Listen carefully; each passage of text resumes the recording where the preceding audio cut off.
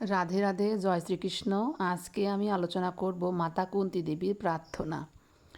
এই প্রার্থনাটি কুরুক্ষেত্রের যুদ্ধের পর যখন ভগবান শ্রীকৃষ্ণ দ্বারকা প্রত্যাবর্তনের জন্য প্রস্তুতি হচ্ছিলেন, তখন কুন্তী দেবী এই প্রার্থনাটি করেছিলেন।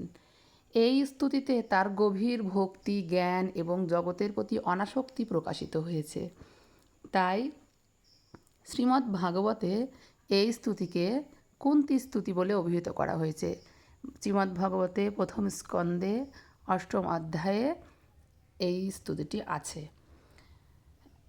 জগৎ এবং আত্মস্বরূপে ভগবানকে দর্শন। হে কৃষ্ণ, আপনি অবস্থিত আত্মস্বরূপ, আপনি সকলের আদি কারণ, তবুও আপনার মহিমা সাধারণের কাছে অজ্ঞাত। আপনি এমন এক রহস্য যা শুধুমাত্র সেই ব্যক্তি উপলব্ধি করতে পারে যার হৃদয়ে দৃষ্টি ভক্তি দ্বারা আবৃত নয়। 2 নম্বরে আছে পাণ্ডবদের প্রতি কৃষ্ণের অপার করুণা। হে যদুশ্রেষ্ঠ, আমাদের ভাগ্য বিড়ম্বিত হওয়ার পরেও আপনিই আমাদের রক্ষা করেছেন। বিষ থেকে ভীমকে, জলের তোড় থেকে হিড়িম্বির আগুনের, সভায় দুর্যোধনের অপমানে এবং সবশেষে কুরুক্ষেত্রের মহাযুদ্ধে শত বিপদ থেকে আপনি রক্ষা করেছেন। বারবার বিপদ চাওয়ার আকাঙ্ক্ষা বিখ্যাত। বিপদেই আমার জন্ম হোক। হে কৃষ্ণ, যদি বারবার বিপদ আসে তবে আমি বারবার আপনার দর্শন পাব, কারণ বিপদেই আমরা আপনার শরণাপন্ন হই এবং কেবলই আপনি আমাদের সমস্ত দুঃখের চিরতরে অবসান ঘটাতে পারেন। ঠিক যেমন বারংবার মৃত্যুর আশঙ্কা থেকে আপনি আমাদের রক্ষা করেছেন। আমি চাই না রাজসুখ, বৈভব, যেখানে আপনাকে স্মরণ করা হয় না। আমি চাই কেবল বিপদ, যাতে আমি প্রতিটি মুহূর্তে আপনাকে আমার শ্রেষ্ঠ স্মরণকে দেখতে পাই। 4 নম্বরে আছে নারী ও পুরুষের প্রতি বৈষম্যহীন দৃষ্টি। আপনি জগতের কাছে নারী, পুরুষ, বালক, বৃদ্ধ বা কোনো আত্মীয়ের সন্তান নন।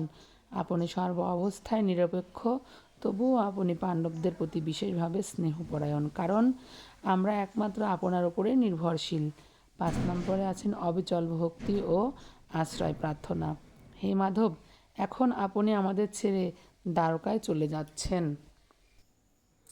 আপনার এই প্রস্থান আমার হৃদয়ে মহাশূন্যতা সৃষ্টি করবে। আপনার পাদপদ্মে আমার চিত্তকে এমনভাবে স্থাপন করুন যাতে অন্য কোথাও থেকে বিচ্যুত না হয়। ঠিক যেমন গঙ্গা যেমন গতিপথ পরিবর্তন না করে সমুদ্রে মিলিত হয়, ঠিক তেমন আপনার সেই পাদপদ্ম, যা ভক্তদের জন্য সর্বদাই আশ্রয়স্বরূপ এবং যা সমস্ত বিপদ থেকে রক্ষা করে, সেই চরণে আমার ভক্তি যেন চিরকাল অবিচল থাকে। এই বিখ্যাত উক্তিটি, বিখ্যাত প্রার্থনাটি করেছেন আমাদের রাজমাতা কুন্তী।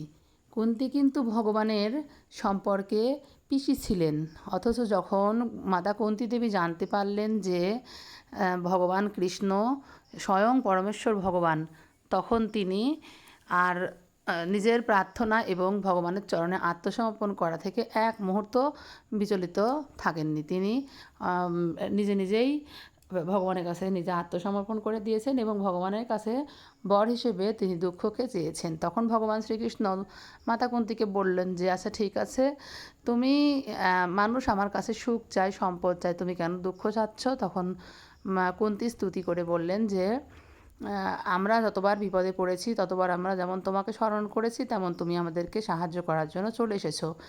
তাই সুখে থাকলে কখনো তোমাকে মনে রাখতে পারবো না, তাই সুখ চাই না, দুঃখ দাও।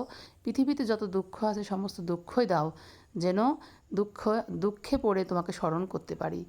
এই যে একটা মহান প্রার্থনা, এই মহান প্রার্থনার কারণে কুন্তী দেবী আজও আমাদের মাঝে অমর হয়ে আছেন। জয় রাধে। আশা করি তোমাদের কাছে ভালো লেগেছে। ভালো লাগলে অবশ্যই একটি লাইক করো, কমেন্ট করো এবং চ্যানেলটিকে সাবস্ক্রাইব করো। এবং তোমরা যদি কোনো লীলা কথা শুনতে চাও সেটা অবশ্যই বলবে, এবং তোমাদের যদি কোনো লীলা কথা জানা থাকে সেটা কমেন্টে জানিয়ে দেবে। তোমাদের সঙ্গে শেয়ার করব এবং তোমাদের সঙ্গে মত বিনিময় করব। রাধে রাধে।